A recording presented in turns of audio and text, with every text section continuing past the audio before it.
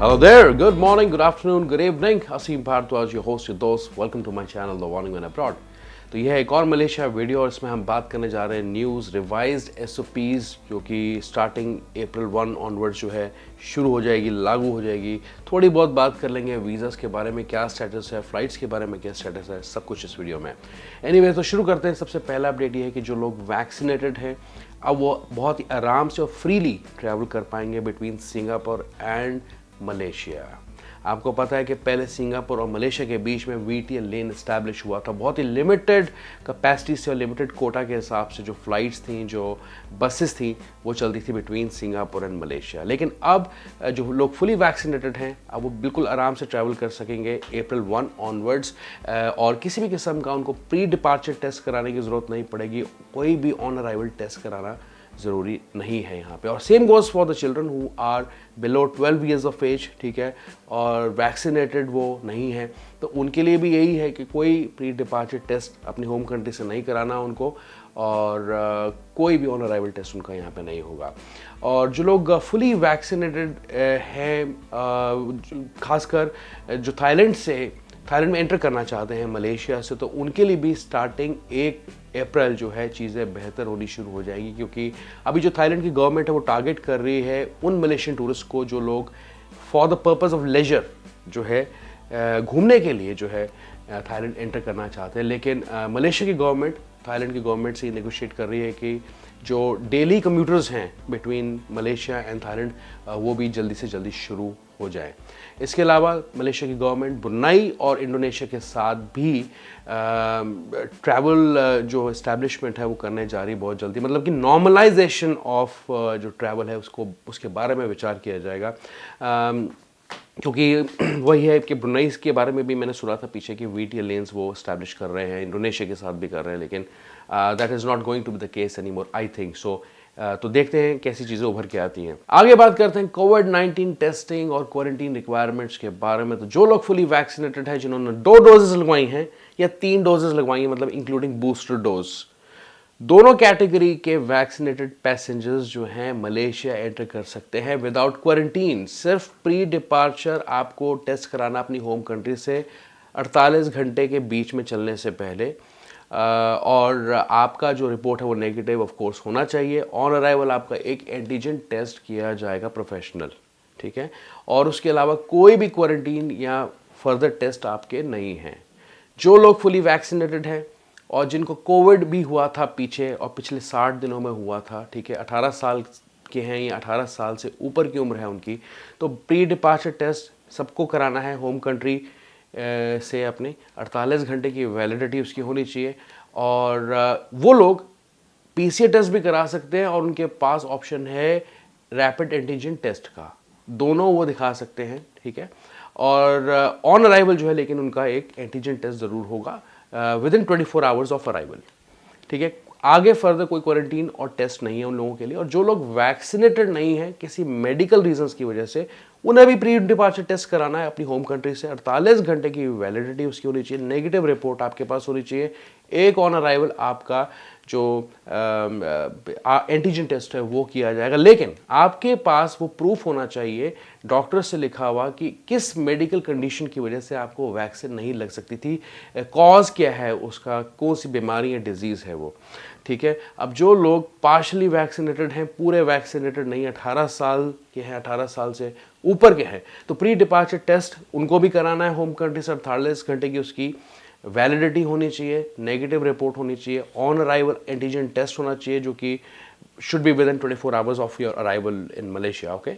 Quarantine और further test उन लोगों के केस के अंदर रहेगा 5 दिन का। अब चौथे दिन आपका एक और पीसीआर टेस्ट किया जाएगा, या 5वें दिन जो है आपका एक और एंटीजन टेस्ट किया जाएगा, और अगर आपकी रिपोर्ट नॉर्मल आती है देन यू गुड टू गो।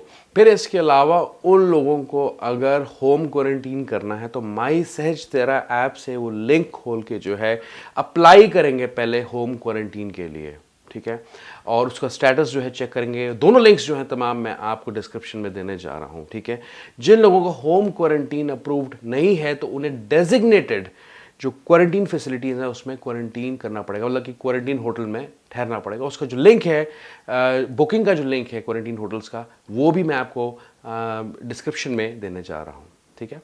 अब जो बच्चे 17 साल के हैं या उससे कम की उम्र के हैं, अनवैक्सीनेटेड हैं या वैक्सीनेटेड हैं, प्री डिपार्चर टेस्ट उन्हें भी कराना पड़ेगा। 48 घंटे की वैलिडिटी का नेगेटिव रिपोर्ट होनी चाहिए। ऑन अराइवल पीसीआर टेस्ट आपका होगा 24 घंटे का, और मतलब प्रोफेशनली एडमिनिस्ट्रेड आरटी के टेस्ट है वो आपका किया जाएगा, और क्वारंटीन और टेस्ट वगैरह फर्दर आपके नहीं रहेंगे। फिर मैं आगे आपसे बात करना चाहता हूँ कि किस तरीके से आप अपना जो ट्रैवल है प्लान करेंगे अप्रैल 1 ऑनवर्ड्स, ठीक है। तो पहली चीज़ तो ये है कि आप चेकलिस्ट बना लीजिए। पहले तो आपको रिटर्न फ्लाइट फेयर चाहिए, होटल बुकिंग्स चाहिए, ठीक है। तीसरा, आपको वैक्सीन सर्टिफिकेट्स अपने रेडी रखने हैं।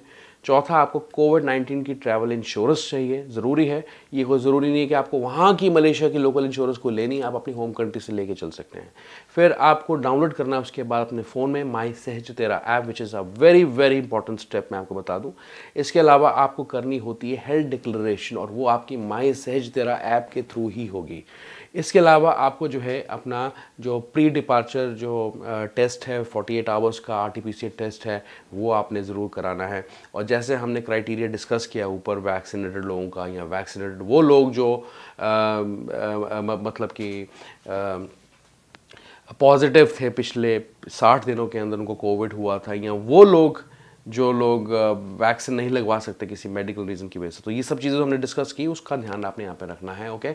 और जो फॉरेन वैक्सीनेशन रिकॉर्ड है वो एक आपको जो होता है अप्लाई करना पड़ता है थ्रू माई सहज तेरा ऐप। उसे कहा जाता है बेसिकली माई सहज तेरा वैक्सीन डिजिटल सर्टिफिकेट, ठीक है।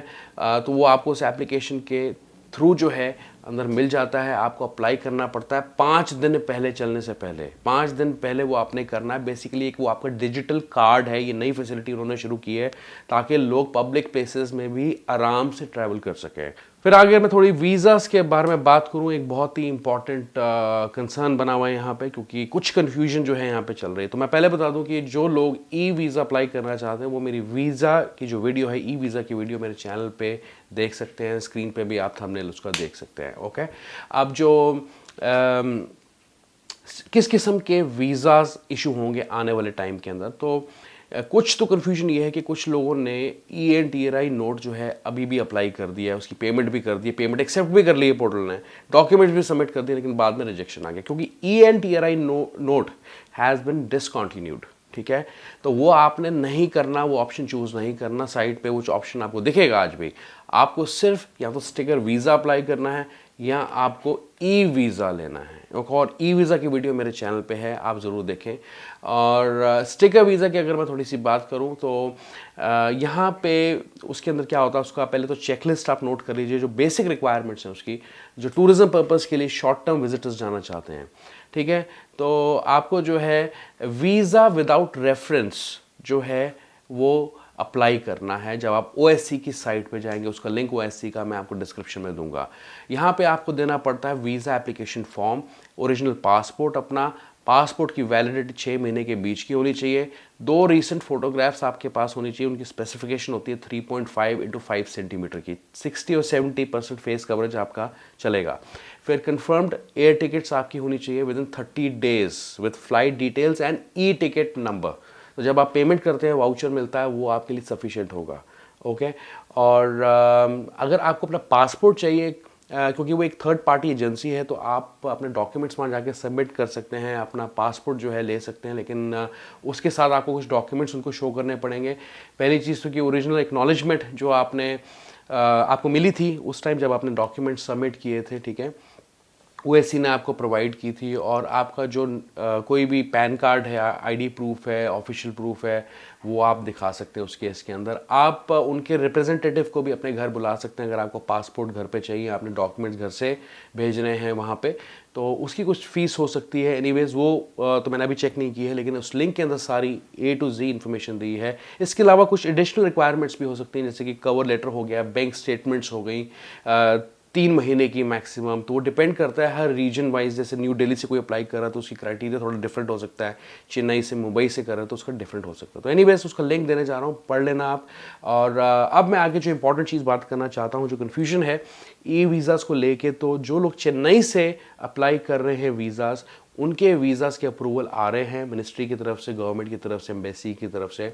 और जो लोग दिल्ली से कर रहे थे या नॉर्थ इंडिया से कर रहे थे, जोन से कर रहे थे, तो उनके लिए अभी जो ई वीज़ाज़ हैं शायद नहीं खुले हैं, क्योंकि कुछ लोगों ने अप्लाई करने की कोशिश की है तो उनका वीज़ा जो है अप्लाई नहीं हुआ। लेकिन मेरी बात एम्बेसी से हुई थी, उन्होंने मुझे ये कहा कि जो ई वीज़ाज़ हैं वो हर जगह से शुरू हो गए, हर कोई अप्लाई कर सकता है और स्टिकर वीज़ा भी ले सकता है। पर जब मैंने ओएससी सेंटर में कॉल किया इस हफ्ते, अर्लियर ऑन वेंसडे और थर्सडे, तो उन्होंने मुझे कहा कि अभी जो वीज़ाज़ हैं उनके पास कोई गवर्नमेंट के इंस्ट्रक्शन, सॉरी कॉन्सुलेट की तरफ से कोई इंस्ट्रक्शंस नहीं आई हैं स्टिकर वीज़ाज़ को शुरू करने की। तो दैट वाज स्ट्रेंज कि थोड़ा सा मिसकम्युनिकेशन यहाँ पे है। लेकिन दैट इज़ फॉर श्योर कि जो लास्ट वीक है, अब नेक्स्ट वीक जो आने वाला है, 2-4 दिन जो रह गए हैं अप्रैल स्टार्ट होने में, तो उसके आसपास आप अप्लाई कर सकेंगे अपना ई वीज़ा और स्टिकर वीज़ा। इसके बारे में और कॉन्फर्मेशन जानकारी लेने की कोशिश करूंगा, आपके साथ में शेयर करता रहूँगा। ओके, तो ये थी बात वीज़ाज़ के बारे में। आगे बात करते हैं फ़्लाइट्स के बारे में। थोड़ी सी जो मैंने रिसर्च करके निकाली, ये चीज़ फटाफट से बताता हूँ। जो लोग कोलालमपुर जाना चाहते हैं, ठीक है, from new Delhi, Malaysian airlines की टिकट आपको 27,000 की पड़ेगी। श्रीलंकन एयरलाइंस की टिकट आपको 31,000 की पड़ेगी। थाई एयरवेज़ की टिकट है 35,000 की। मुंबई से जाते हैं तो थाई एयरवेज़ की टिकट पड़ेगी 36,000 की। सिंगापुर एयरलाइंस की टिकट पड़ेगी 40,000 की। चेन्नई से अगर आप जाते हैं तो मलेशियन एयरलाइंस की टिकट पड़ेगी 18,000 की। श्रीलंकन एयरलाइंस की पड़ेगी 26,000 की। थाई एयरवेज़ की पड़ेगी 27,000 की। और यही फ़्लाइट के ऑप्शंस भी आपको बता दूं, कोलकाता से चलेंगे तो सिंगापुर एयरलाइंस की फ़्लाइट सर्विस 41,000 की आपको टिकट पड़ेगी रिटर्न, तो फ़्लाइट सर्विस कम है। फिर ढाका से अगर आप देखें तो मेलिंडो एयर चलेगा, विमान एयर चलेगा, श्रीलंकन एयरलाइंस चलेगा, मलेशियन एयरलाइंस चलेगा। ओके, लाहौर से आप जो प्राइसेस आप स्क्रीन पर देख रहे हैं in the case of Dhaka या पाकिस्तान, तो ये इंडियन रुपीस के अंदर दिया हुआ, आप इसे कन्वर्ट करके देख लें अपनी करेंसी के हिसाब से। लाहौर से अगर आप बुक करेंगे फ़्लाइट्स तो श्रीलंकन एयरलाइंस है 32,000 की आपको पड़ रही है। इतिहाद एयरवेज़ 56,000 की। कतर एयरवेज़ 64,000 की। एमिरेट्स की टिकट 70,000 की। तो इसे आप कन्वर्ट करके देख लें अपने पाकिस्तानी रुपीस के अंदर।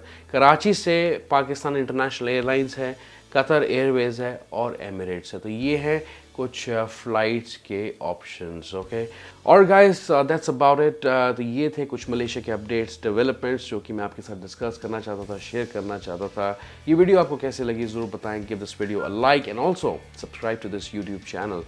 सो आई होप कि things will turn out to be better now and it's going towards positive direction. एक वो टाइम था जब हम वीडियो देखते थे और सोचते थे, खोजते थे कि शायद कोई अच्छी खबर हम लोगों के लिए है, तो वो अच्छे खबर, वो अच्छे दिन जो हैं वापस से लौट के धीरे धीरे आ रहे हैं। All you need to be is patient with yourself, ठीक है।